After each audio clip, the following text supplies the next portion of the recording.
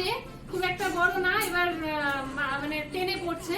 তো ওর ছিল যে আমার একটুও ছোট হবে না আর ফ্রন্টটা বড় থাকবে, তো সেই অনুযায়ী হয়েছে। পছন্দ হয়েছে। আর উনার মাকেও একবার জিজ্ঞেস করে নেবো যে ওর কাটিং কেমন লাগলো বা কতটা কি ঠিক আছে নাকি। খুব সুন্দর হয়েছে, খুব ভালো সার্ভিস এখানকার, খুব ভালো ব্যবহার, আর চাটা দারুণ। Thank you.